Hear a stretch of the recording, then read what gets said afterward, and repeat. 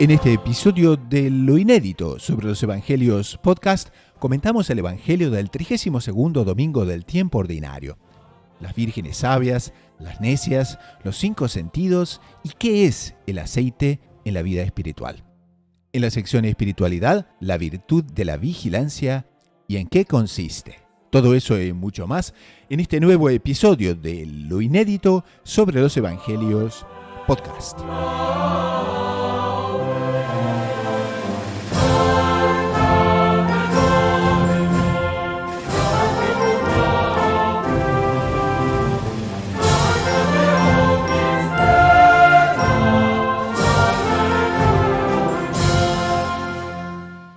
Salve María a todos.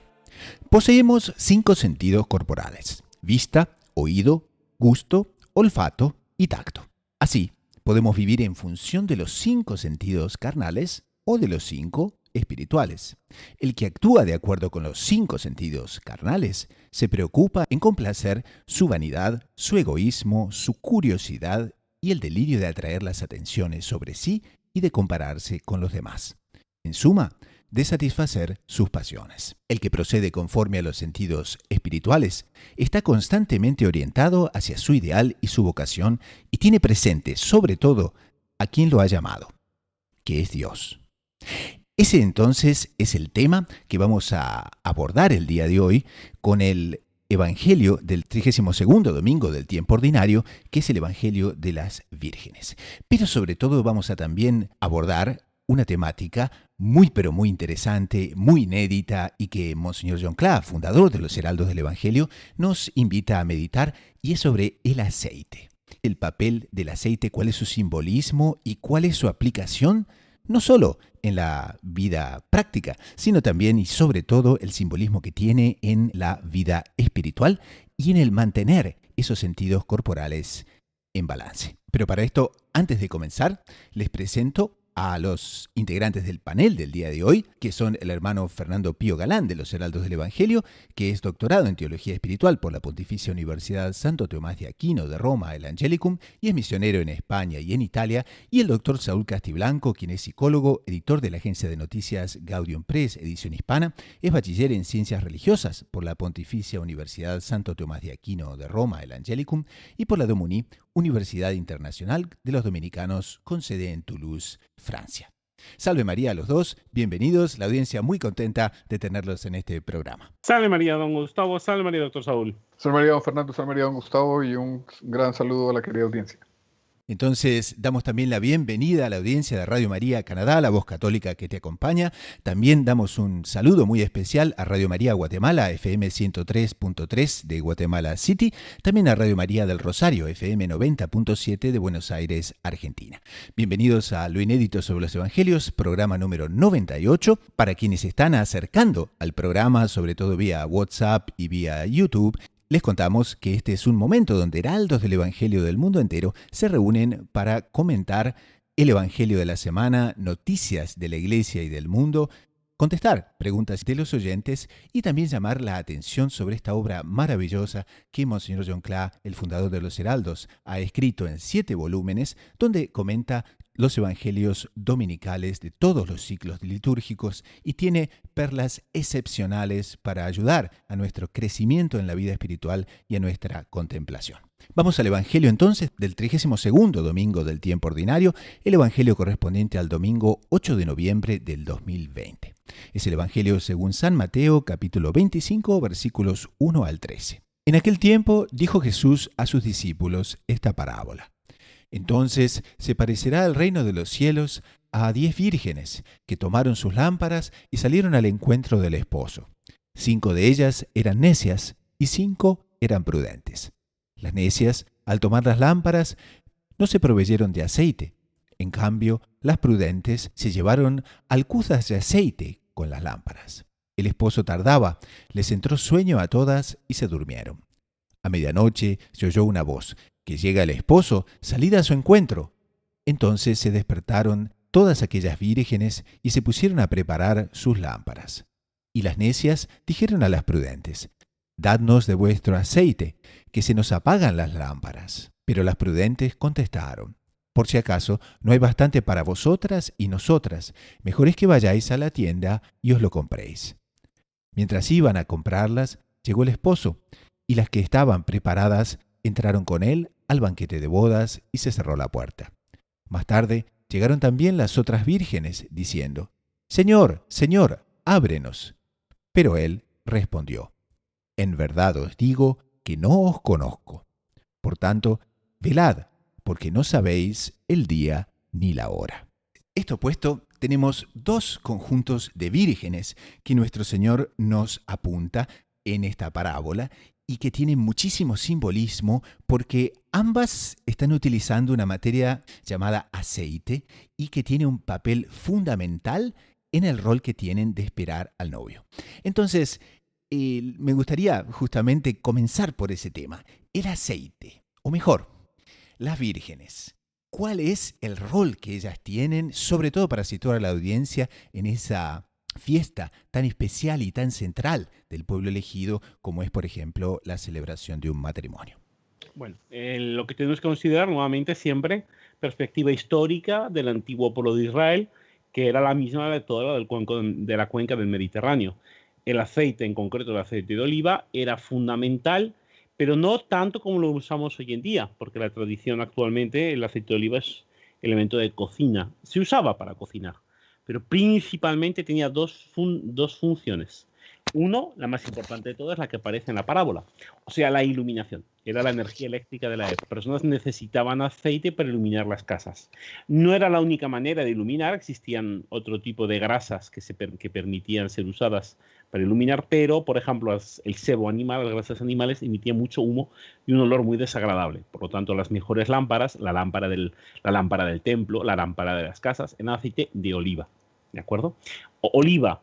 El olivo también es un árbol importante dentro de la tradición del pueblo de Israel.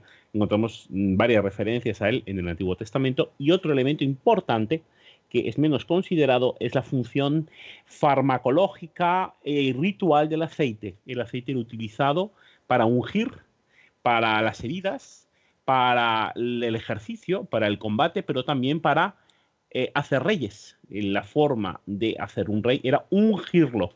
Y no nos olvidemos, Mesías significa ungido. O sea, el poseer el aceite implica una disposición hacia la realeza, una disposición hacia Dios. O sea, tenemos que considerar todos estos elementos dentro de propiamente lo que es la parábola de las vírgenes. Nos dice Monseñor Juan Clá en lo inédito de los Evangelios que el aceite de estas lámparas es símbolo de la vida interior, ¿no?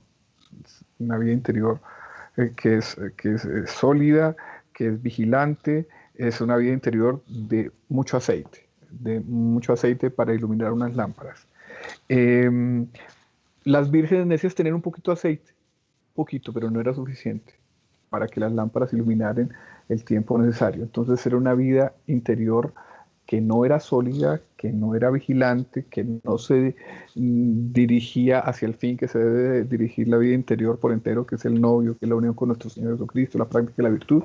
Entonces es claramente el simbolismo del aceite, ¿no? Ahora, aquí hay un tema que es muy, pero muy puntual, porque Monseñor John Clá lo dice directo, dice, las vírgenes necias son imagen de las almas tibias. Como estaban desprovistas de aceite, llevaron poca cantidad, como ustedes decían, y ¿por qué? Por no querer cargar con una vasija. Creían que con eso sería suficiente, porque seguramente, bueno, el novio no tardaría, si les llegase a faltar bastaría, bueno, pedirle a alguna compañera que estuviese ahí.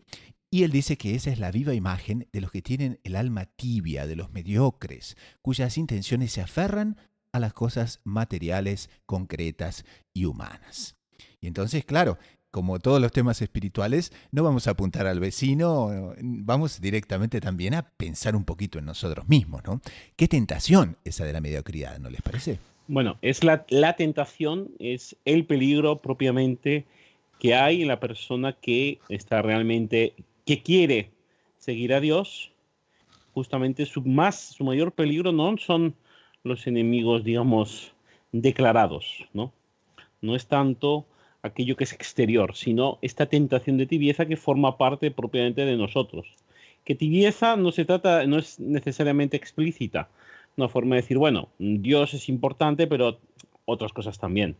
Mucha gente te negaría esa afirmación explícita de tibieza, ¿no? Claro. Pero en la práctica ahí viene lo complicado. O sea, admitimos intelectualmente el primer mandamiento, que es amar a Dios sobre todas las cosas, pero el momento de ponerlo en práctica es amar a Dios sobre todas las cosas que están por debajo de Dios, porque hay otras cosas que en realidad están a su altura, como es mi comodidad, porque nosotros somos los mejores jueces, entre comillas, de nosotros mismos, y creemos que realmente podemos amar a Dios sobre todas las cosas siempre y cuando este amor a Dios no nos moleste en nuestro gozar de todas las cosas, que sería al fin y al cabo el criterio principal. Entonces, no se trata tanto de cometer un pecado, no se trata de ir contra la ley de Dios, sino de dejarlo un poquito de lado. O sea, esa es la tentación de la mediocridad. Y muchas veces esta mediocridad, como infelizmente por causa del pecado original y de la concupiscencia de la carne, somos pésimos jueces de nosotros mismos, obviamente encontramos maravillosas y múltiples vías de autojustificar esta falta de dedicación a las cosas de Dios. Claro, las vírgenes necias no eran malas, eran mediocres, porque no estaban listas para la llegada del esposo, pero no es que detestaran al novio, no. Era que no estaban preparadas, que no trabajaban su vida espiritual, que eran mediocres, que no realizaban el esfuerzo necesario para esa preparación, ¿no? Ellas, inclusive, al final quisieron entrar otra vez a la casa, ¿no? Y el esposo les prohíbe la entrada, ¿no? ¿Por qué? Porque no se prepararon bien. Quisiera recordar otra alusión que hace Monseñor Juan Clá a un padre de la iglesia, San Jerónimo, que dice: las 5 vírgenes prudentes son símbolo de los 5 sentidos humanos orientados enteramente a Dios. Los 5 sentidos como un simbolismo del ser. Es el ser que trabaja su vida espiritual, por decirlo de esa manera, y que realmente vive para Dios. Y las vírgenes necias son símbolo de esos 5 sentidos que están orientados más hacia la concupiscencia, hacia el mundo del demonio y la carne, ¿cierto? No enteramente, porque tienen algo de aceite, pero sí, con todas las solicitaciones del mundo, constantemente se dejan orientar hacia el fin que no deben. Entonces, es eso. Nosotros en la vida cotidiana no sentimos con mucha frecuencia esa necesidad de estar trabajando la vida espiritual. Y nos dice nuestro Señor, y nos lo recuerda aquí Monseñor Juan Clá en el comentario de este Evangelio: vigilad y orad para no caer en tentación. Constantemente tenemos que vigilar, constantemente tenemos que orar, constantemente tenemos que hacernos esfuerzos para que nuestras inclinaciones no nos lleven hacia el mal. Bueno, esa es la lucha de todos los días, no es la lucha de la hora de la muerte. Es la lucha de todos los días. ¿Y cómo es esa lucha?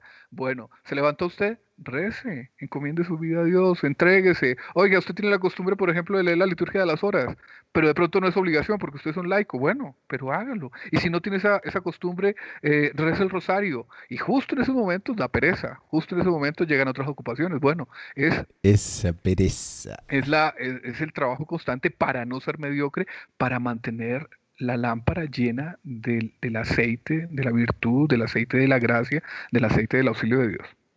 Ahora, aquí hay una serie de síntomas, una especie de termómetro que podemos aplicar en nuestra propia vida y ver si no hay un poquito de esas vírgenes necias también en nuestra alma. Entonces, por ejemplo, una primera característica que aquí Monseñor John Clá apunta es que en esa mediocridad, en esos conceptos que el alma tibia no tanto defiende explícitamente, sino que vive muchas veces internamente, y es gustar el término medio. Entonces, a un mediocre le gusta el término medio, está contento consigo mismo. Considera una exageración cualquier avance en la virtud. Justifica sus faltas con el hecho de haber sido concebidos en pecado original y se olvida de que el Divino Redentor obtuvo la gracia superabundante para nuestra santificación. En el fondo, crea la ilusión de que su escaso esfuerzo ya es bastante para entrar en el cielo. Qué terrible esto, ¿eh? Son síntomas muy claros esos, que pueden estar en diferentes grados. Exactamente, es grave, pero es saludable justamente tener esta cosa presente, tener este criterio presente, porque es una gran capacidad de autoengañarnos. Entonces, dentro de todo esto, uno siempre se puede refugiar en, bueno, yo en realidad no he rechazado a Dios, yo quiero estar con Dios. Yo quiero estar, no todo el tiempo, no quiero estar pendiente de Dios, pero hay ciertos momentos, sobre todo ciertos momentos en los cuales yo me encuentro, digamos, inquieto, que quiero estar con Dios. Esto, por lo tanto, yo estoy en capacidad, porque además Dios siempre me va a recibir porque Dios es misericordioso. Dios nunca me va a pedir nada. Si yo quiero estar con Él, no me lo va a pedir. Bueno, pues ante esta falacia de carácter espiritual, esta parábola nos da un saludable baño de realidad. Porque no nos olvidemos que es mucho mejor ser conscientes y saber esto en la vida que encontrarnos delante de una puerta con una lámpara, un recipiente de aceite vacío.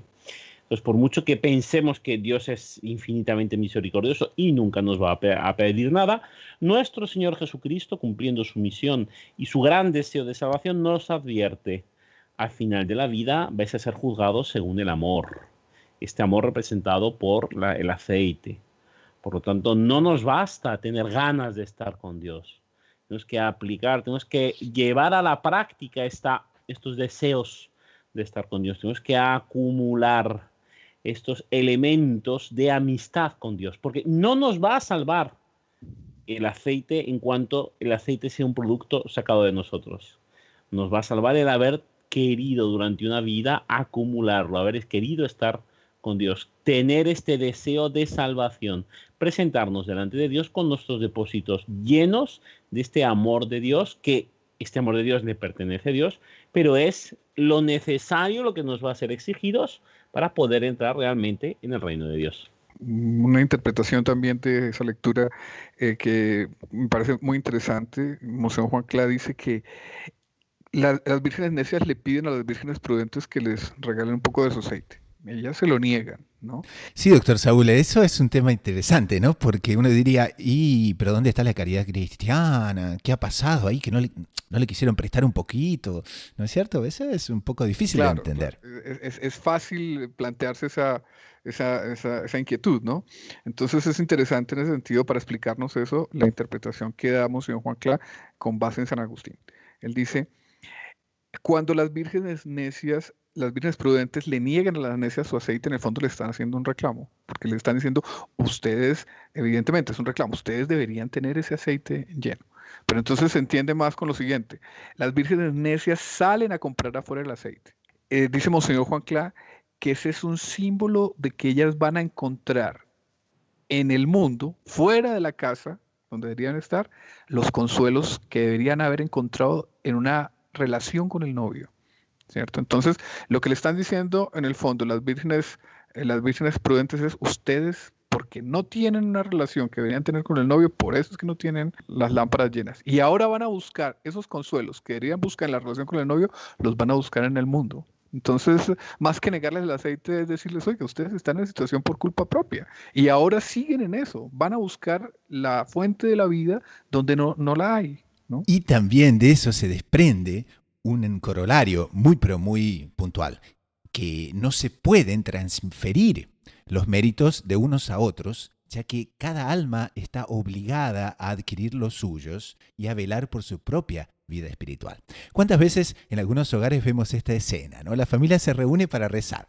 Entonces, ¿quién es que va a dirigir la oración? Ah, no, eso es para la abuela. La abuela ya sabe, nosotros simplemente, como la abuela reza por todos y entonces ya está, ¿no? Cubre por los primos, por los tíos, por los parientes, porque la señora ya reza por todo el mundo.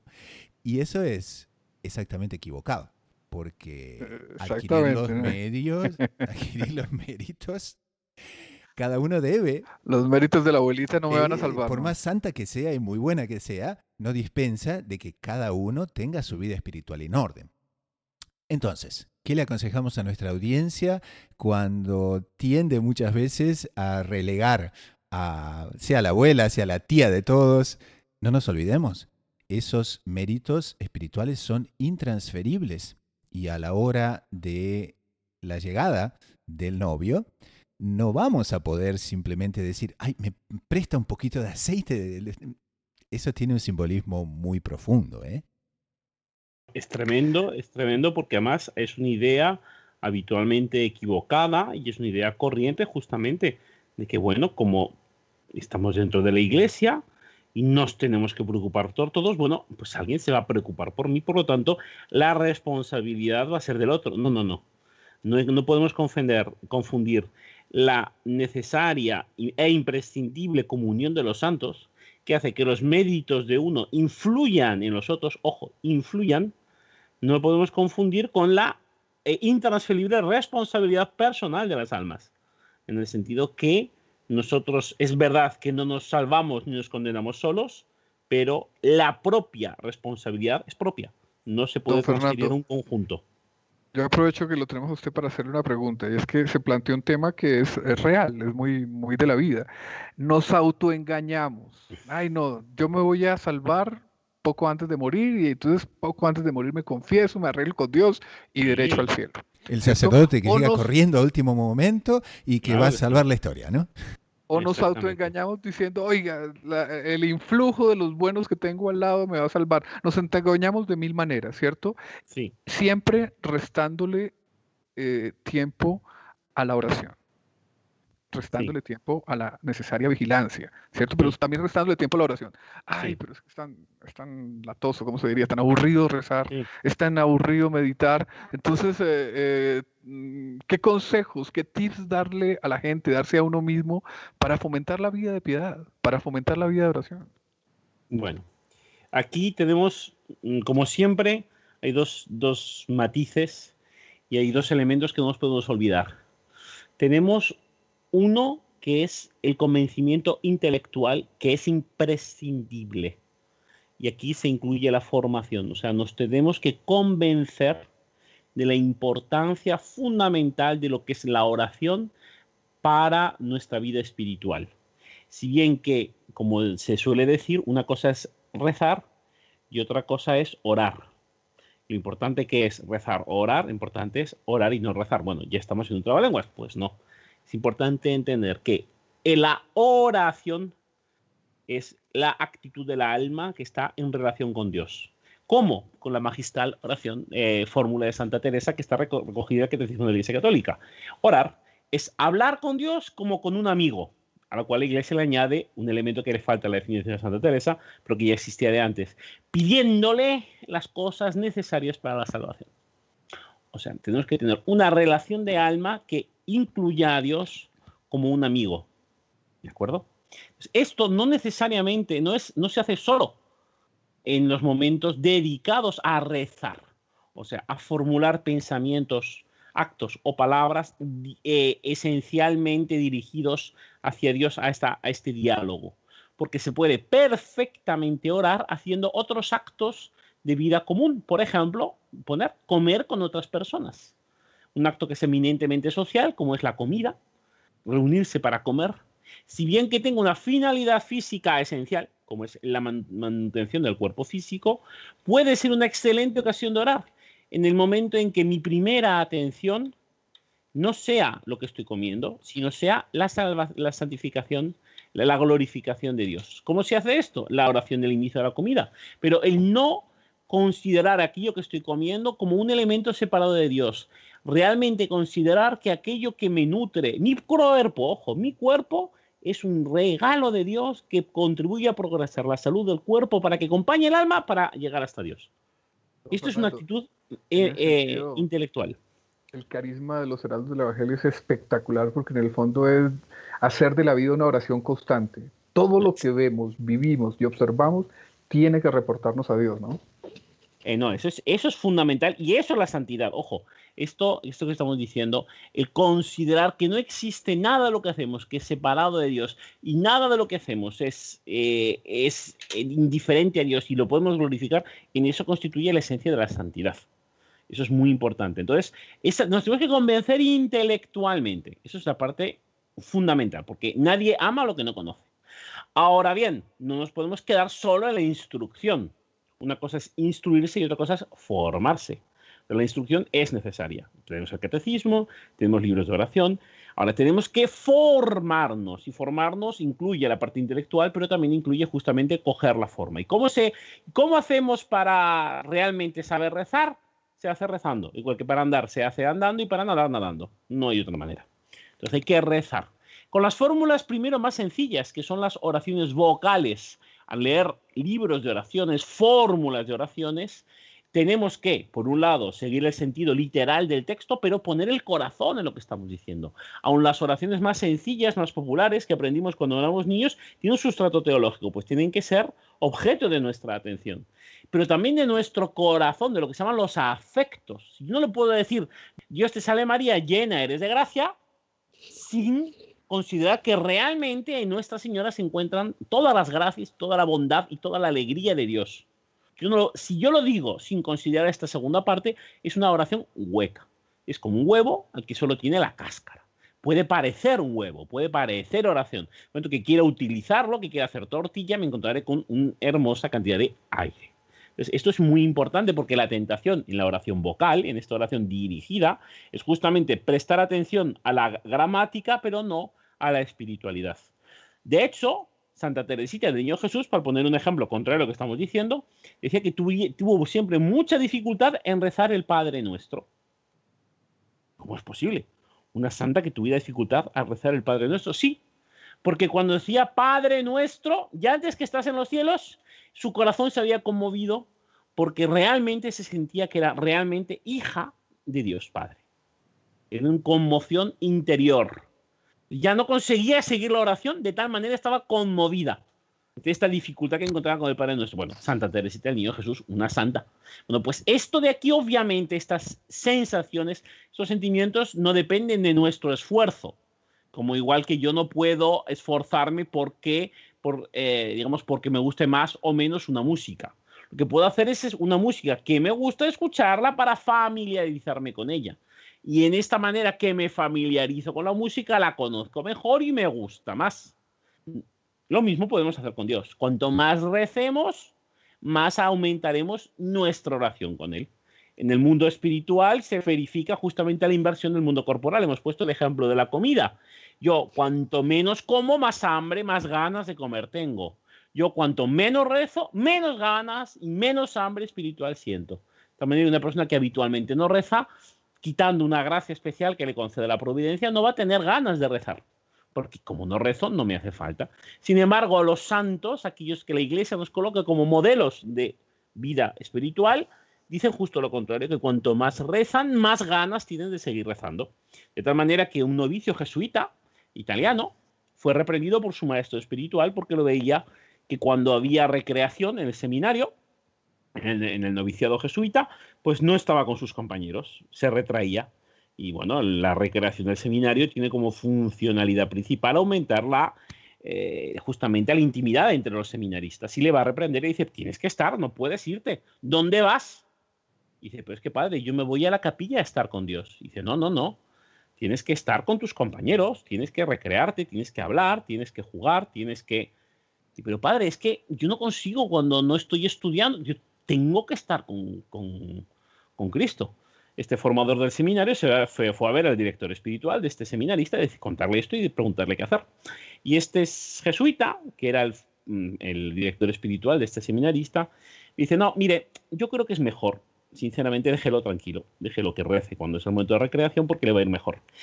El director espiritual se llamaba San Carlos Borromeo y el seminarista San Luis Gonzaga. ¿De acuerdo? Entonces, esto es un santo. Un santo es aquel que tiene su cabeza y tiene su corazón al lado del Señor. Y esto solo se consigue estando al lado del Señor. Cuanto más tiempo estemos delante del Señor, más nos vamos a quedar morenos. Cuanto más tiempo estemos fuera de los rayos luminosos y benéficos de Dios, más pálidos estaremos y menos ganas tendremos de recibir su bondad. ¿Cuántas veces ese tema, Monseñor Jonclán, nos ha enseñado, no es cierto? Una constante de la vida de los santos es eso, ¿no? Bastante vida de piedad, bastante tiempo dedicado a la oración. Yo insisto, para las personas que dicen, oiga, un rosario, pero repetir 50 Ave Marías, o si reza el rosario completo, 150 Ave Marías, 200 Ave Marías, como un papagayo. No, justamente no, don Fernando acaba de hablar del afecto. En el momento en que la persona está haciendo esta oración, que puede ser vocal o puede ser mental, el afecto, es el amor, va yendo hacia Dios, va yendo hacia a la Virgen, va yendo hacia los santos. Pero es necesario como también lo decía Fernando, alimentar el afecto con instrucción. Entonces, ¿por qué la Virgen es un ser amable? ¿Cierto? Eso lo aprendo en el catecismo, lo aprendo en un buen libro de Mariología, en un buen libro de piedad. O sea, el afecto tiene que estar presente en la oración. El afecto transforma, el afecto nos hace amantes de Dios, el afecto, pero claro, el afecto para pedirle a Dios que nos llene de ese amor hacia Él, ¿no? Y la vida, desde que nos levantamos hasta que nos acostamos, puede ser la ocasión de ir alimentando ese afecto, ¿no? Entonces, si yo estoy enfrente de un mueble bonito, bueno, ese mueble es un reflejo de Dios. Y a la hora de rezar un Padre Nuestro, a la hora de rezar una Ave María, estoy pensando en un Dios, estoy alabando a un Dios que creó un mueble, o que inspiró un mueble, que creó una ave maravillosa, que creó el cielo magnífico, que fortaleció a los santos. O sea, la oración realmente puede ser muy entretenida. ¿Cómo se entiende? Por ejemplo, el doctor Plinio Correa de Oliveira, el formador de Monseñor Juan Cla, fundador de los Heraldos, al final de su vida aumentó su horario de oración. ¿Por qué? Y para él era la hora más importante del día, como es para los santos, ¿no? Los santos van aumentando el tiempo de oración, ¿no? Dice, oiga, entra el gusto, entra la necesidad, pero entra un gusto también, un gusto humano divino, donde ellos encuentran en la oración una fuente de fuerza para practicar la virtud, para llevar adelante sus luchas, para sus emprendimientos. Entra mucho el afecto, ¿no? Un afecto que, pues yo digo que en el caso del doctor Plinio, se alimentaba de esa contemplación que desde chiquito tuvo del orden del universo, donde él veía a Dios absolutamente en todo y por eso le agradecía. Entonces, debemos tener aceite en la lámpara en el día a día. Y aquí Monseñor John Cla nos dice que, ¿en qué consiste ese aceite? Cultivar bien la vida espiritual, rezar siempre, comulgar con frecuencia y confesarnos con regularidad. Ese es entonces, ¿en qué consiste ese aceite tan importante que en el momento de la llegada del esposo es el que tenemos que tener en nuestras lámparas? Vamos a un corte con el coro de los Heraldos del Evangelio y enseguida retornamos en la sección Espiritualidad para continuar con este tema, pero de otro ángulo, y es en qué consiste la vigilancia y por qué es una virtud importantísima si queremos mantener el aceite de la vida espiritual permanentemente en nuestras lámparas. Ya retornamos.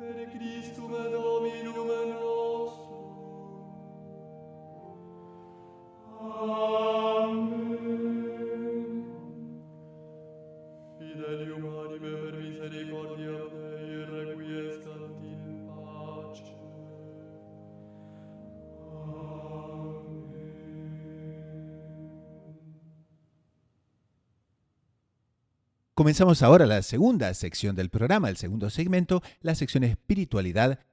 Y como ustedes saben, en esta sección exploramos temas centrales específicos de la vida espiritual para el beneficio y el crecimiento de la audiencia. Entonces, continuando un poco con la primera parte del programa, podemos fácilmente abordar un siguiente versículo que nuestro Señor nos propone es: por tanto, velad, porque no sabéis el día ni la hora en que nuestro Señor vendrá, en que el novio vendrá y querrá que estemos listos. Entonces, esa virtud de la vigilancia. Nuestro Señor recomienda velad y orad para no caer en tentación, pero esto tiene muchas implicaciones, tiene muchas aplicaciones en la vida real y es justamente en estos tiempos de pandemia, en estos tiempos quizás de post-pandemia o de pandemia que continúa, ¿cómo sabemos entonces cuándo será o no será el momento en que Dios nos pida nuestras cuentas? Yo creo que aquí es muy importante una cuestión anterior todavía a la vigilancia, que es justamente esta incógnita y este no saber lo que pasará, cuándo pasará, cómo pasará, por qué pasará. O sea, básicamente que el Señor de la historia es Dios y nosotros somos criaturas suyas y estamos dependiendo de Él. Si no nos convencemos de esto y pretendemos buscar formas de adivinar, ¿no?, de saber lo que va a pasar, de escudriñar los astros y básicamente se trata de buscar un poder que sea paralelo o superior al de Dios. Se trata de ser como dioses, que es la promesa de la serpiente en el paraíso original, ¿no? Entonces, lo que es astrología, lo que es todo tipo de adivinación, va siempre en la línea de la idolatría. Por lo tanto, la actitud del vigilante es la actitud del auténtico cristiano, que tiene el primer mandamiento grabado en el bronce de su corazón. O sea, amar a Dios sobre todas las cosas. ¿De acuerdo? Por lo tanto, la voluntad de Dios es soberana. Dios sabe cuándo, sabe por qué, sabe dónde, lo sabe Dios. Nosotros tenemos que tener esa actitud de alma en la cual admiramos a Dios, lo reconocemos como nuestro Señor y lo tenemos propiamente como el principio de todas las cosas. Pues vigilancia también es un conocerse, ¿no? Nosotros sabemos, nos acaba de decir don Fernando, que tenemos que cumplir los mandamientos para llegar al cielo. Y nos conocemos también esos lados flacos por los cuales tenemos tendencia a incumplir tal o cual mandamiento. Entonces, ese conocimiento, que es el conocimiento de nuestra vida, nos lleva a tener vigilancia justo en esos puntos, ¿no? Entonces, usted tiene inclinación a la pereza, usted tiene inclinación a la envidia, usted tiene inclinación a la lujuria, usted ya se conoce, ¿no? Y ya ha tenido que confesar esos pecados. Bueno, pues vigile específicamente esos huecos en la muralla de su vida espiritual, ¿no? La primera vigilancia es la oración, porque sin la oración no se obtiene la gracia. Y la gracia es la fuerza para practicar la virtud y justamente para contrariar el vicio dominante de sí misma. Entonces, la oración es muy importante. Ay, no, pero si yo rezo 5 minutos bien rezados, ¿no será lo mismo? ¿O no valdrá mucho más que rezar una hora mal rezada? Sí, pero mejor rece una hora bien rezada y verá que le va mejor, ¿no? Entonces, esa es la primera vigilancia. Y segundo, vigilancia es evitar esas ocasiones que me llevan a incumplir tal mandamiento, ¿cierto? Entonces, si tengo tendencia a la ira, por ejemplo, si yo soy profesor y a la primera pregunta, a la primera objeción o al primer problema con un estudiante, estalla mi ira, bueno, si usted ya sabe, usted prepare la batalla para esos momentos. La vigilancia es previa, la vigilancia al mismo tiempo es constante, el momento en que se está presentando el problema, pero también es previa, prepárese para esa batalla, ¿cierto? Y esa es la vida espiritual, ¿no? Que con la repetición de actos, usted en medio de la lucha, en medio de la vigilancia, fundado en la oración, en los sacramentos, va llegando a buen puerto. Ahora, aquí dijimos que era una aplicación práctica. Monseñor Donclá nos propone un tema para examen de conciencia y nos dice, bueno, ¿y qué tal las compañías? Porque hay buenas compañías y hay malas compañías. Y a veces no sabemos diferenciarlas. Entonces, ¿qué le aconsejamos a la audiencia para saber distinguir cuándo esa compañía es buena y cuándo esa compañía no es tan buena? Tanto en el trabajo, cuanto también en las aplicaciones en la familia. Tenemos siempre el principio del primer mandamiento. Amar a Dios sobre todas las cosas. Entonces, esto es la regla de discernimiento espiritual que nos coloca San Ignacio de Loyola en sus ejercicios espirituales, que es tanto cuanto nos acerca o nos aleja de Dios. Entonces, si tal programa de televisión, tal acceso a Internet, tal amistad, tal actividad, que en sí misma no tiene nada de malo, porque obviamente si fuera mala la tengo que rechazar, no hay otra manera. Si esta actividad, que en sí misma no es mala, me está predisponiendo hacia la virtud, la tengo que intensificar. Si esta actividad me está, ya no digo predisponiendo al pecado, ojo, me está alejando de la virtud, está haciendo que dedique menos tiempo, menos energía, menos pensamiento a la virtud, la tengo que cortar. Porque si bien esta actividad no es esencialmente pecado, ni me está conduciendo al pecado, está conduciendo a debilitar mi vida espiritual, mi virtud. Y debilitando mi virtud, estoy abriendo la puerta para que pueda entrar el león rugiente que busca devorarme, o sea, las tentaciones del demonio. Por lo tanto, tenemos que tener eso muy claro. O sea, no solo una vigilancia de centinela en la puerta, justamente atentos a la llegada de este león. Tenemos que tener una vigilancia redoblada sobre aquel león que tengo todo el día, que soy mis malas tendencias, mi personalidad que me aleja de Dios, vigilarla y tenerla dominada para, en mí, potenciar aquello que me acerca a Dios. El demonio no comienza presentando la tentación gruesa, ¿no? Él comienza justamente debilitando las partes más débiles de la muralla, ¿no? Entonces, también pedirle a Dios que nos ilumine cuáles son esos puntos complicados, delicados, que no parecen en una primera vista tan pecaminosos, tan negros, pero que terminan después de un tiempo llevando al pecado. Que nos ilumine de qué es lo que tenemos que evitar y que nos dé la fortaleza para hacer las cosas que tenemos que hacer y que inclusive hasta podemos pedirle el gusto de esas cosas que debemos hacer, principalmente el gusto de la oración. Pidamos entonces a nuestro Señor Jesucristo, por intercesión de María Santísima, exactamente esa gracia, la gracia de ser realmente vigilantes en nuestros pensamientos, en nuestros deseos, en nuestras acciones, teniendo en vista la santidad ante todo. Así, siempre estaremos con la lámpara abastecida de aceite, nos propone Monseñor John Cladías, y segurísimamente no hay mejor consejo para nuestra audiencia. Vamos a la sección preguntas y respuestas, y nos llega una pregunta un poco polémica que pregunta acerca de rumores sobre la reciente beatificación de Carlo Acutis, y nos dice que, según trascendidos, lo habrían beatificado porque la familia era de dinero y su cuerpo no está incorrupto. ¿Es verdad? Entonces, a ver, este beato, Carlo Acutis, pues sí, desde luego, tal y como dicen estas preguntas y otras cosas que han salido, ha sido concretamente muy atacado por medios anticlericales aquí en España, diciendo que en realidad lo han beatificado porque sí, porque la persona es una familia que tenía dinero, de clase media alta, por lo tanto la han beatificado por eso, porque, claro, como tiene dinero lo beatifican.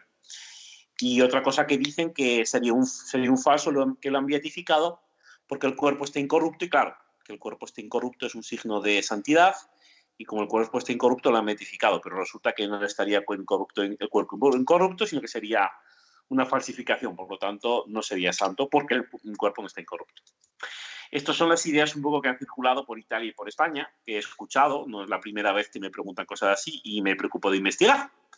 Bueno, y lo primero de todo, obviamente, para nada una persona la beatifican porque tenga dinero, porque si esto fuera así, obviamente el número de personas beatificadas y canonizadas sería muy superior al que hay.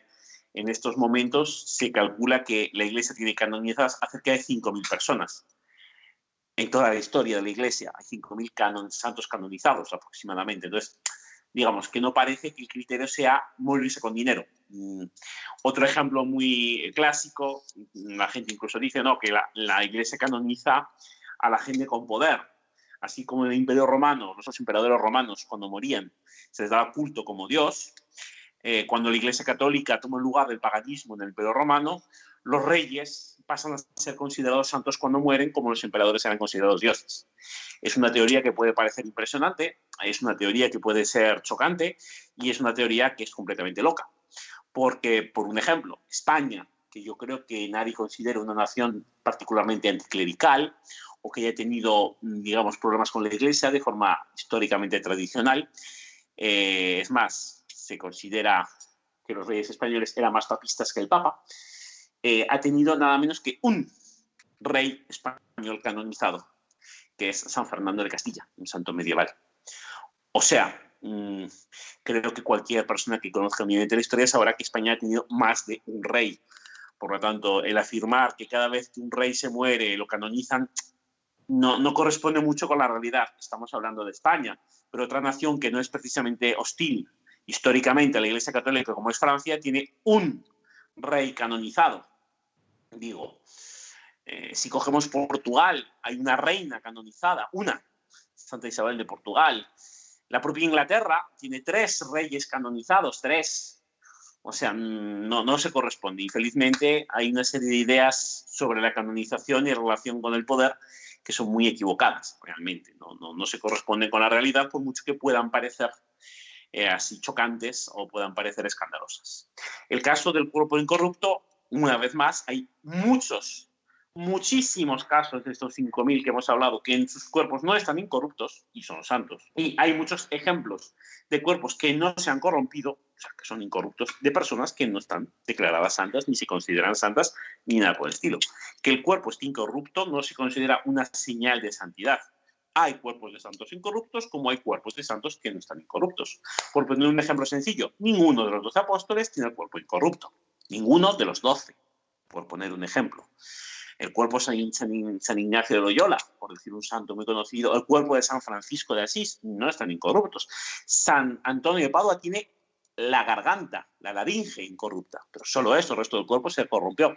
No, nuevamente, estas ideas pueden parecer chocantes, sugestivas, novedosas, pero son falsas. O sea, y el caso concreto de Carlo Acutis no ha sido canonizado ni porque su familia tuviera dinero, ni porque su cuerpo fuera incorrupto, porque, por cierto, tal y como se publicó, a pesar de que la prensa deformó esta información, el cuerpo no está incorrupto. Lo que se ve en las fotos es una máscara de cera, una máscara de silicona muy realista, pero que no se ve el cuerpo. El cuerpo está dentro de esta forma, como por ejemplo estamos hablando del cuerpo de San Pío X en el Vaticano o el cuerpo de San Pío V en Santa María Mayor en Roma. Los restos se encuentran dentro de una estatua, es una figura, lo que se llama en Italia una sagoma, o sea, una forma que representa el cuerpo del santo. Las reliquias están dentro, no constituyen el cuerpo del santo. Y esto es una cosa que se hace pues, para exponer a la veneración de los fieles los restos. El cuerpo de Juan XXIII, por ejemplo. Juan XXIII no está incorrupto, a pesar de que en las fotos aparece todo muy bien, pero justamente porque se le hizo una figura de cera, de silicona y métodos modernos para hacerlo, para ofrecerlo a la veneración de los fieles. Antiguamente se hacían también de plata, se hacían de otras materias. Bueno, dicho esto, es bueno recordar que este Carlo Acutis, que por cierto nació en Londres, porque su familia trabajaba allí, pertenece a una familia que sí que era de una clase media alta, digamos, porque eran los dos profesionales de alto nivel, pero una familia que no era practicante. Él tuvo la gracia de asistir al colegio con las hermanas Marcelinas en Milán y posteriormente el instituto secundario, la secundaria la hizo con los jesuitas en el Liceo Clásico León XIII, ¿no? Entonces, él realmente fue allí que encontró propiamente la formación. Y el hito que le ha hecho declararlo beato de momento fue su primera comunión.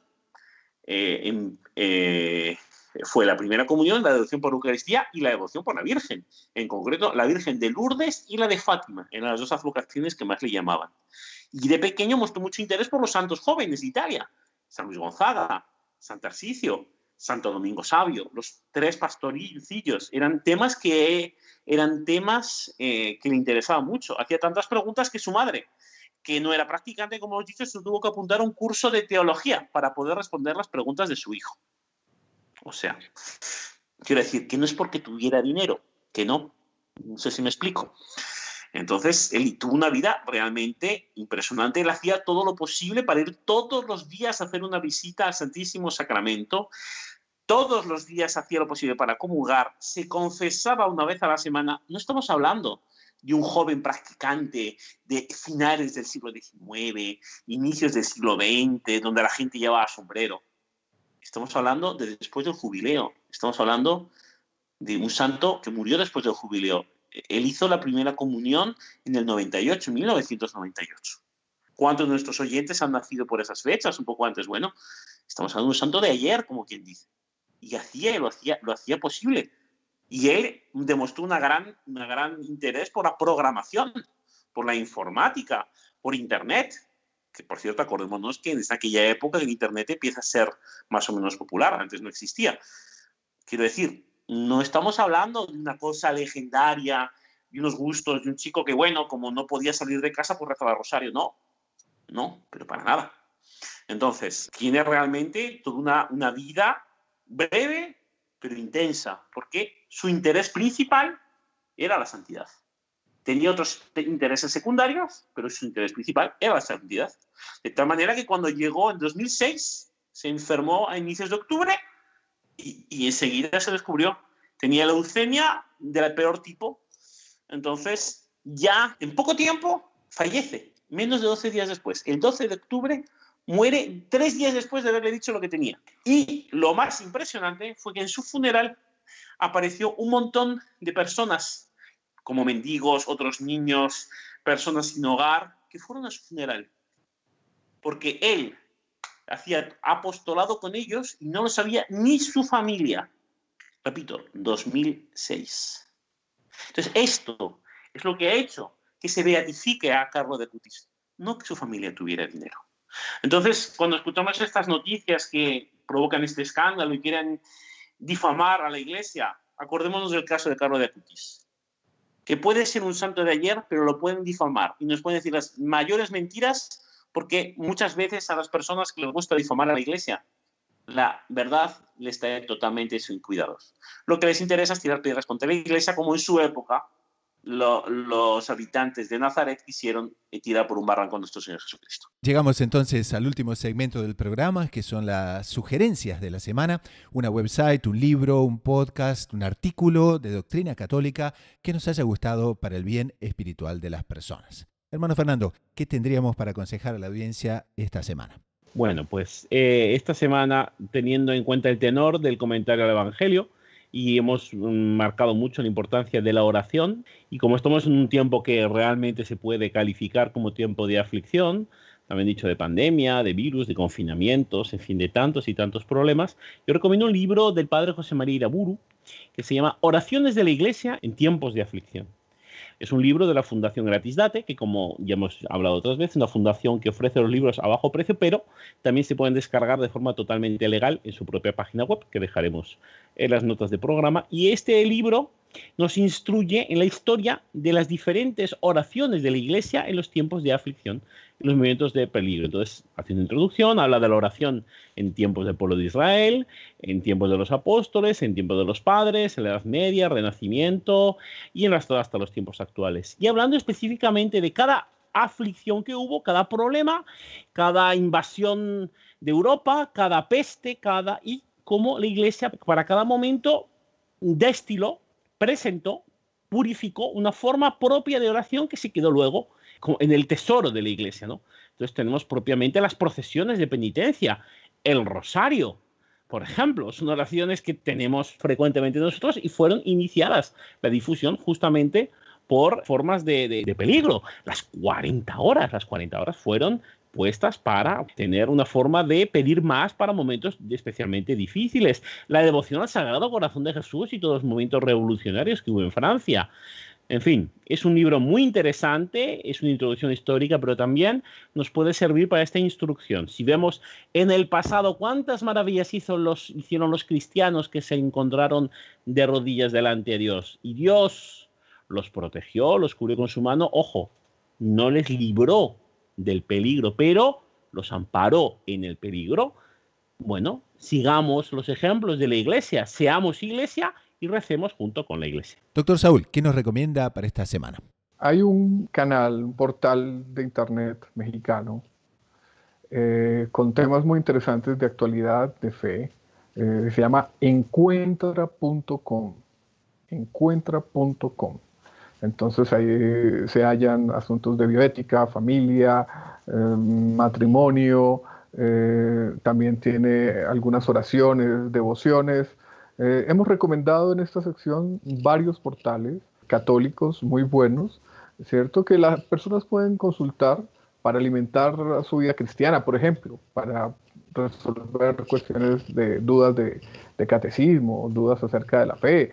Este es uno de ellos, encuentra.com, así como hemos recomendado a catholic.net, hemos recomendado a conoce.com, hemos recomendado a corazones.org, de las siervas de los Sagrados Corazones de Jesús y María. Pues ahora estamos recomendando este portal mexicano que me parece muy interesante, encuentra.com. Y es muy interesante que los católicos, que tanto necesitamos la guía y muchas veces encontrar buenas fuentes para formarnos espiritualmente, que echemos mano a todas estas herramientas que en estos tiempos de Internet, que muchas veces sirve para tantas cosas malas, también podamos entonces utilizarlo para nuestro enriquecimiento. Y con esto, en nombre del equipo de producción y de quien les habla, el hermano Gustavo de los Heraldos, nos despedimos hasta dentro de una semana. Así que a rezar mucho, a perseverar con confianza, con los ojos en la Eucaristía y en María Santísima, a la búsqueda incansable de descubrir siempre más lo inédito sobre los evangelios.